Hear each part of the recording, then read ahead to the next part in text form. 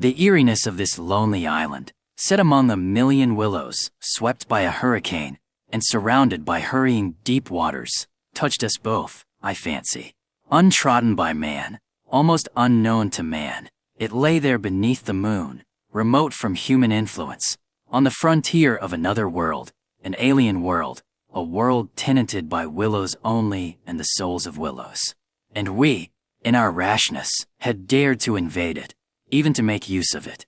Something more than the power of its mystery stirred in me as I lay on the sand, feet to fire, and peered up through the leaves at the stars. For the last time I rose to get firewood. When this is burned up, I said firmly, I shall turn in. And my companion watched me lazily as I moved off into the surrounding shadows. For an unimaginative man, I thought he seemed unusually receptive that night, unusually open to suggestion of things other than sensory. He too was touched by the beauty and loneliness of the place. I was not altogether pleased, I remember, to recognize this slight change in him, and instead of immediately collecting sticks, I made my way to the far point of the island where the moonlight on plain and river could be seen to better advantage. The desire to be alone had come suddenly upon me. My former dread returned in force.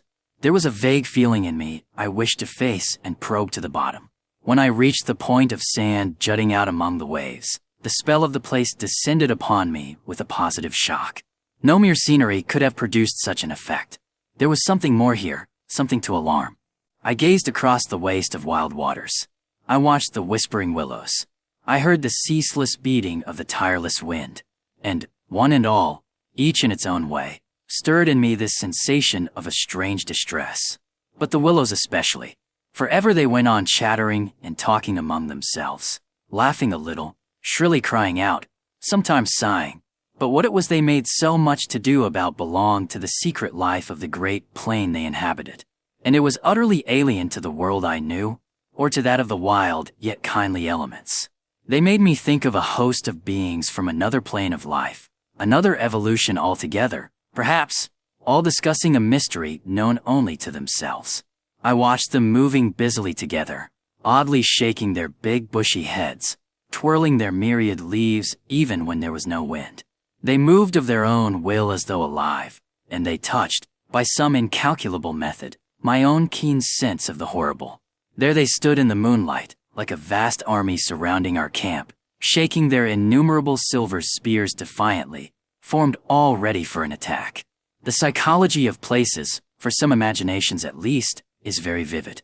For the wanderer especially, camps have their note, either of welcome or rejection. At first it may not always be apparent, because the busy preparations of tent and cooking prevent, but with the first pause, after supper usually, it comes and announces itself. And the note of this willow camp now became unmistakably plain to me. We were interlopers, trespassers. We were not welcomed. The sense of unfamiliarity grew upon me as I stood there watching. We touched the frontier of a region where our presence was resented. For a night's lodging we might perhaps be tolerated, but for a prolonged and inquisitive stay, no. By all the gods of the trees and wilderness, no. We were the first human influences upon this island, and we were not wanted. The willows were against us. Strange thoughts like these, bizarre fancies, born I know not whence, found lodgment in my mind as I stood listening. What, I thought, if after all, these crouching willows proved to be alive? If suddenly they should rise up, like a swarm of living creatures, marshaled by the gods whose territory we had invaded, sweep towards us off the vast swamps, booming overhead in the night, and then settle down. As I looked, it was so easy to imagine they actually moved, crept nearer, retreated a little, huddled together in masses, hostile, waiting for the great wind that should finally start them a-running. I could have sworn their aspect changed a little, and their ranks deepened and pressed more closely together. The melancholy shrill cry of a night bird sounded overhead, and suddenly I nearly lost my balance as the piece of bank I stood upon fell with a great splash into the river, undermined by the flood. I stepped back just in time and went on hunting for firewood again, half laughing at the odd fancies that crowded so thickly into my mind and cast their spell upon me. I recalled the Swede's remark about moving on next day, and I was just thinking that I fully agreed with him, when I turned with a start and saw the subject of my thoughts standing immediately in front of me. He was quite close. The roar of the elements had covered his approach. "You've been gone so long," he shouted above the wind. "I thought something must have happened to you." But there was that in his tone, and a certain look in his face as well, that conveyed to me more than his usual words, and in a flash I understood the real reason for his coming. It was because the spell of the place had entered his soul too, and he did not like being alone. "River still rising," he cried, pointing to the flood in the moonlight. "And the wind's simply awful." He always said the same things, but it was the cry for companionship that gave the real importance to his words. "Lucky," I cried back. "Our tent's in the hollow. I think it'll hold, all right."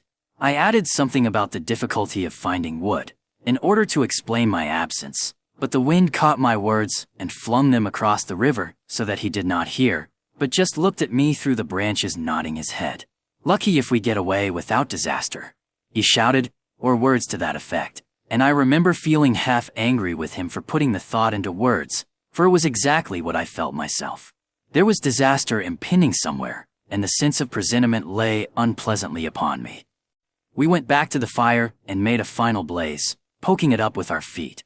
We took a last look round, but for the wind the heat would have been unpleasant. I put this thought into words, and I remember my friend's reply struck me oddly, that he would rather have the heat, the ordinary July weather, than this diabolical wind. Everything was snug for the night. The canoe lying turned over beside the tent with both yellow paddles beneath her, the provision sack hanging from a willow stem, and the washed-up dishes removed to a safe distance from the fire, all ready for the morning meal. We smothered the embers of the fire with sand and then turned in. The flap of the tent door was up, and I saw the branches and the stars and the white moonlight. The shaking willows and the heavy buffetings of the wind against our taut little house were the last things I remembered as sleep came down and covered all with its soft and delicious forgetfulness. Suddenly, I found myself lying awake, peering from my sandy mattress through the door of the tent. I looked at my watch pinned against the canvas, and saw by the bright moonlight that it was past 12 o'clock, the threshold of a new day, and I had therefore slept a couple of hours. The Swede was asleep still beside me. The wind howled as before. Something plucked at my heart and made me feel afraid. There was a sense of disturbance in my immediate neighborhood. I sat up quickly and looked out. The trees were swaying violently to and fro as the gusts smote them, but our little bit of green canvas lay snugly safe in the hollow, for the wind passed over it without meeting enough resistance to make it vicious. The feeling of disquietude did not pass, however, and I crawled quietly out of the tent to see if our belongings were safe. I moved carefully so as not to waken my companion. A curious excitement was on me. I was halfway out, kneeling on all fours, when my eye first took in that the tops of the bushes opposite, with their moving tracery of leaves, made shapes against the sky. I sat back on my haunches and stared. It was incredible, surely, but there, opposite and slightly above me, were shapes of some indeterminate sort among the willows, and as the branches swayed in the wind, they seemed to group themselves about these shapes, forming a series of monstrous outlines that shifted rapidly beneath the moon. Close, about 50 feet in front of me, I saw these things. My first instinct was to waken my companion, that he too might see them, but something made me hesitate. The sudden realization, probably, that I should not welcome corroboration. And meanwhile I crouched there staring in amazement with smarting eyes. I was wide awake. I remember saying to myself that I was not dreaming. They first became properly visible, these huge figures, just within the tops of the bushes. Immense, bronze-colored, moving, and wholly independent of the swaying of the branches. I saw them plainly and noted. Now I came to examine them more calmly, that they were very much larger than human, and indeed that something in their appearance proclaimed them to be not human at all. Certainly, they were not merely the moving tracery of the branches against the moonlight. They shifted independently. They rose upwards in a continuous stream from earth to sky, vanishing utterly as soon as they reached the dark of the sky. They were interlaced one with another, making a great column, and I saw their limbs and huge bodies melting in and out of each other, forming this serpentine line that bent and swayed and twisted spirally with the contortions of the wind-tossed trees. They were nude, fluid shapes, passing up the bushes, within the leaves almost, rising up in a living column into the heavens. Their faces I never could see. Unceasingly they poured upwards, swaying in great bending curves, with a hue of dull bronze upon their skins. I stared, trying to force every atom of vision from my eyes. For a long time, I thought they must every moment disappear and resolve themselves into the movements of the branches and prove to be an optical illusion. I searched everywhere for a proof of reality, when all the while I understood quite well that the standard of reality had changed. For the longer I looked, the more certain I became that these figures were real and living, though perhaps not according to the standards that the camera and the biologist would insist upon. Far from feeling fear, I was possessed with a sense of awe and wonder such as I have never known. I seemed to be gazing at the personified elemental forces of this haunted and primeval region. Our intrusion had stirred the powers of the place into activity.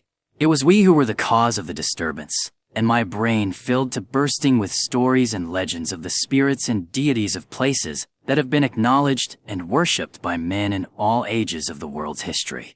But before I could arrive at any possible explanation, something impelled me to go farther out, and I crept forward on the sand and stood upright.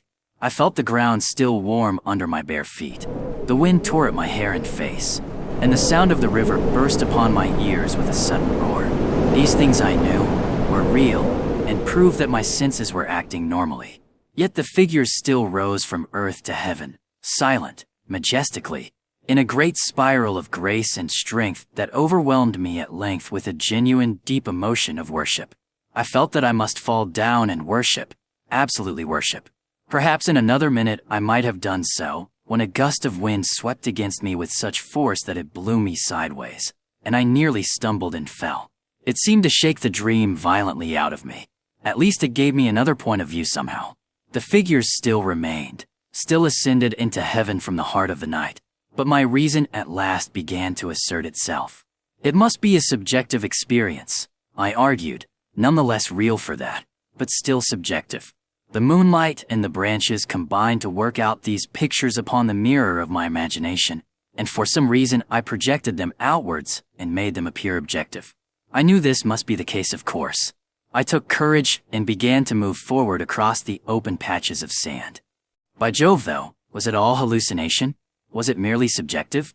Did not my reason argue in the old feudal way from the little standard of the known? I only know that great column of figures ascended darkly into the sky for what seemed a very long period of time, and with a very complete measure of reality, as most men are accustomed to gauge reality. Then suddenly they were gone. And once they were gone, and the immediate wonder of their great presence had passed, fear came down upon me with a cold rush.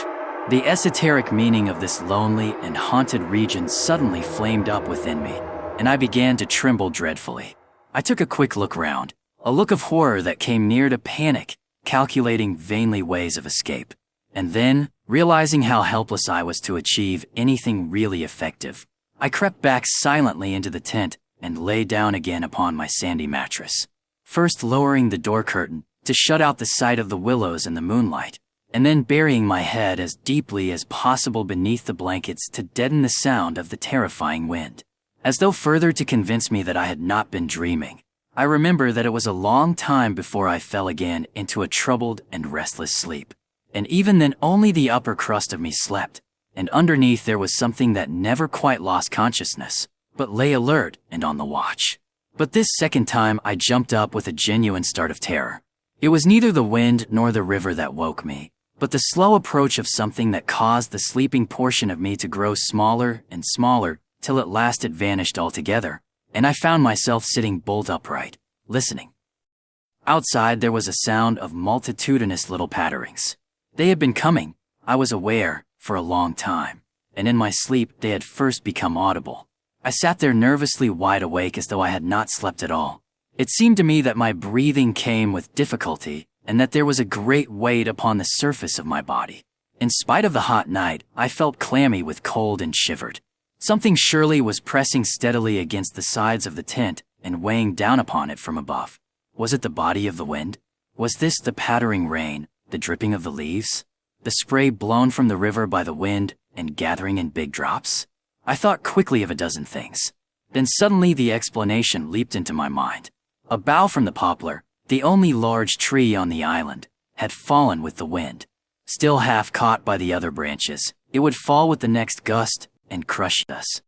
And meanwhile its leaves brushed and tapped upon the tight canvas surface of the tent. I raised a loose flap and rushed out, calling to the Swede to follow. But when I got out and stood upright, I saw that the tent was free. There was no hanging bough. There was no rain or spray. Nothing approached. A cold gray light filtered down through the bushes and lay on the faintly gleaming sand. Stars still crowded the sky directly overhead, and the wind howled magnificently, but the fire no longer gave out any glow, and I saw the east reddening in streaks through the trees. Several hours must have passed since I stood there before watching the ascending figures, and the memory of it now came back to me horribly, like an evil dream. Oh, how tired it made me feel, that ceaseless raging wind. Yet, though the deep lassitude of a sleepless night was on me, my nerves were tingling with the activity of an equally tireless apprehension, and all idea of repose was out of the question. The river I saw had risen further. Its thunder filled the air, and a fine spray made itself felt through my thin sleeping shirt. Yet nowhere did I discover the slightest evidence of anything to cause alarm. This deep, prolonged disturbance in my heart remained wholly unaccounted for. My companion had not stirred when I called him, and there was no need to waken him now. I looked about me carefully, noting everything. The turned-over canoe, the yellow paddles, 2 of them I'm certain, the provision sack and the extra lantern hanging together from the tree, and, crowding everywhere about me, enveloping all, the willows, those endless shaking willows. A bird uttered its morning cry, and a string of duck passed with whirring flight overhead in the twilight. The sand whirled, dry and stinging, about my bare feet in the wind. I walked round the tent and then went out a little way into the bush so that I could see across the river to the farther landscape. And the same profound yet indefinable emotion of distress seized upon me again as I saw the interminable sea of bushes stretching to the horizon, looking ghostly and unreal in the wan light of dawn. I walked softly here and there, still puzzling over that odd sound of infinite pattering, and of that pressure upon the tent that had wakened me. It must have been the wind, I reflected, the wind bearing upon the loose hot sand, driving the dry particles smartly against the taut canvas, the wind dropping heavily upon our fragile roof. Yet all the time my nervousness and malaise increased appreciably. I crossed over to the farther shore and noted how the coastline had altered in the night, and what masses of sand the river had torn away. I dipped my hands and feet into the cool current and bathed my forehead. Already there was a glow of sunrise in the sky and the exquisite freshness of coming day. On my way back, I passed purposely beneath the very bushes where I had seen the column of figures rising into the air, and midway among the clumps I suddenly found myself overtaken by a sense of vast terror. From the shadows a large figure went swiftly by. Someone passed me, as sure as ever man did. It was a great staggering blow from the wind that helped me forward again, and once out in the more open space, the sense of terror diminished strangely. The winds were about and walking, I remember saying to myself, for the winds often move like great presences under the trees. And altogether the fear that hovered about me was such an unknown and immense kind of fear, so unlike anything I had ever felt before, that it woke a sense of awe and wonder in me that did much to counteract its worst effects. And when I reached a high point in the middle of the island from which I could see the wide stretch of river, crimson in the sunrise, the whole magical beauty of it all was so overpowering that a sort of wild yearning woke in me and almost brought a cry up into the throat. But this cry found no expression, for as my eyes wandered from the plain beyond to the island round me and noted our little tent half hidden among the willows, a dreadful discovery leaped out at me, compared to which my terror of the walking winds seemed as nothing at all.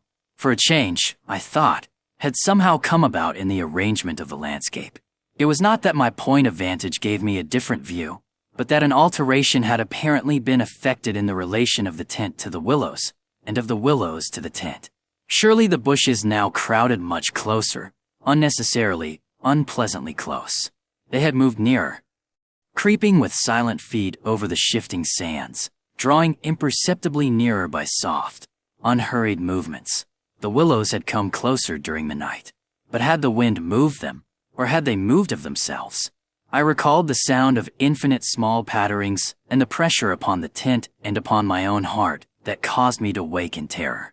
I swayed for a moment in the wind like a tree, finding it hard to keep my upright position on the sandy hillock. There was a suggestion here of personal agency, of deliberate intention, of aggressive hostility, and it terrified me into a sort of rigidity. Then the reaction followed quickly. The idea was so bizarre, so absurd, that I felt inclined to laugh. But the laughter came no more readily than the cry, for the knowledge that my mind was so receptive to such dangerous imaginings brought the additional terror that it was through our minds and not through our physical bodies that the attack would come, and was coming.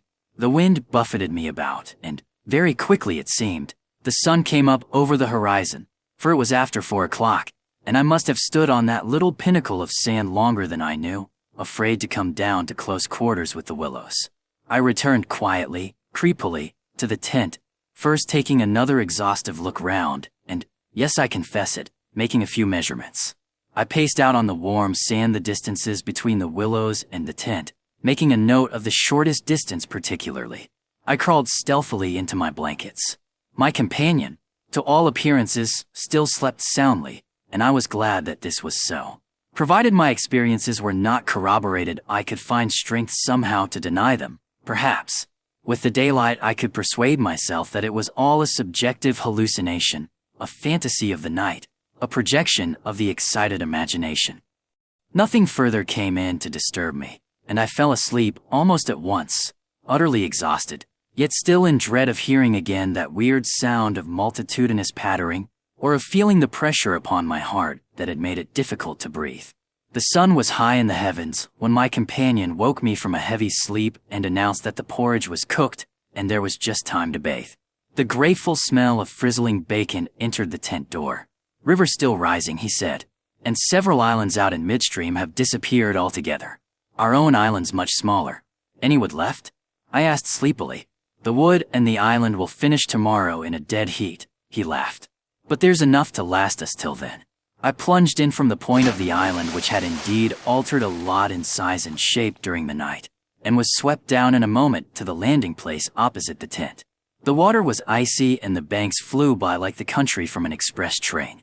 Bathing under such conditions was an exhilarating operation, and the terror of the night seemed cleansed out of me by a process of evaporation in the brain. The sun was blazing hot. Not a cloud showed itself anywhere. The wind, however, had not abated one little jot. Quite suddenly, then the implied meaning of the Swede's words flashed across me, showing that he no longer wished to leave post-haste and had changed his mind. Enough to last till tomorrow. He assumed we should stay on the island another night. It struck me as odd. The night before he was so positive the other way. How had the change come about? Great crumblings of the banks occurred at breakfast, with heavy splashings and clouds of spray which the wind brought into our frying pan, and my fellow traveler talked incessantly about the difficulty the Vienna-Pest steamers must have to find the channel in flood. But the state of his mind interested and impressed me far more than the state of the river or the difficulties of the steamers. He had changed somehow since the evening before. His manner was different. A trifle excited, a trifle shy, with a sort of suspicion about his voice and gestures. I hardly know how to describe it now in cold blood, but at the time I remember being quite certain of one thing, that he had become frightened. He ate very little breakfast, and for once omitted to smoke his pipe. He had the map spread open beside him and kept studying its markings. "We'd better get off sharp in an hour," I said presently, feeling for an opening that must bring him indirectly to a partial confession at any rate. And his answer puzzled me uncomfortably. "Rather, if they'll let us." "Well, let us." "The elements?" I asked quickly, with affected indifference. "The powers of this awful place, whoever they are," he replied, keeping his eyes on the map. "The gods are here, if they are anywhere at all in the world. The elements are always the true immortals," I replied, laughing as naturally as I could manage, yet knowing quite well that my face reflected my true feelings when he looked up gravely at me and spoke across the smoke. "We shall be fortunate if we get away without further disaster." This was exactly what I had dreaded, and I screwed myself up to the point of the direct question. It was like agreeing to allow the dentist to extract the tooth. It had to come anyhow in the long run, and the rest was all pretense. Further disaster. Why? What's happened? "For one thing, the steering paddle's gone," he said quietly. "The steering paddle gone," I repeated, greatly excited. For this was our rudder, and the Danube in flood without a rudder was suicide. But what? And there's a tear in the bottom of the canoe, he added, with a genuine little tremor in his voice. I continued staring at him, able only to repeat the words in his face somewhat foolishly. There, in the heat of the sun, and on this burning sand, I was aware of a freezing atmosphere descending round us. I got up to follow him, for he merely nodded his head gravely and led the way towards the tent a few yards on the other side of the fireplace. The canoe still lay there as I had last seen her in the night, ribs uppermost, the paddles, or rather, the paddle, on the sand beside her. There's only one, he said, stooping to pick it up. And here's the rent in the baseboard. It was on the tip of my tongue to tell him that I had clearly noticed 2 paddles a few hours before, but a second impulse made me think better of it, and I said nothing. I approached to see. There was a long, finely made tear in the bottom of the canoe where a little slither of wood had been neatly taken clean out. It looked as if the tooth of a sharp rock or snag had eaten down her length. An investigation showed that the hole went through. Had we launched out in her without observing it, we must inevitably have foundered. At first the water would have made the wood swell so as to close the hole, but once out in midstream the water must have poured in, and the canoe, never more than 2 inches above the surface, would have filled and sunk very rapidly. There, you see an attempt to prepare a victim for the sacrifice, I heard him saying, more to himself than to me. 2 victims rather, he added as he bent over and ran his fingers along the slit. I began to whistle, a thing I always do unconsciously when utterly nonplussed, and purposely paid no attention to his words. I was determined to consider them foolish. It wasn't their last night, he said presently, straightening up from his examination and looking anywhere but at me. We must have scratched her in landing, of course, I stopped whistling to say. The stones are very sharp. I stopped abruptly, for at that moment he turned round and met my eye squarely. I knew just as well as he did how impossible my explanation was. There were no stones to begin with. And then there's this to explain too, he added quietly, handing me the paddle and pointing to the blade. A new and curious emotion spread freezingly over me as I took and examined it. The blade was scraped down all over, beautifully scraped, as though someone had sandpapered it with care, making it so thin that the first vigorous stroke must have snapped it off at the elbow. One of us walked in his sleep and did this thing, I said feebly. Or it has been filed by the constant stream of sand particles blown against it by the wind perhaps. Said the Swede, turning away, laughing a little. You can explain everything. The same wind that caught the steering paddle and flung it so near the bank that it fell in with the next lump that crumbled. I called out after him, absolutely determined to find an explanation for everything he showed me. I see, he shouted back, turning his head to look at me before disappearing among the willow bushes. Once alone with these perplexing evidences of personal agency, I think my first thoughts took the form of, one of us must have done this thing, and it certainly was not I. But my second thought decided how impossible it was to suppose, under all the circumstances, that either of us had done it. That my companion, the trusted friend of a dozen similar expeditions, could have knowingly had a hand in it, was a suggestion not to be entertained for a moment. Equally absurd seemed the explanation that this imperturbable and densely practical nature had suddenly become insane and was busied with insane purposes.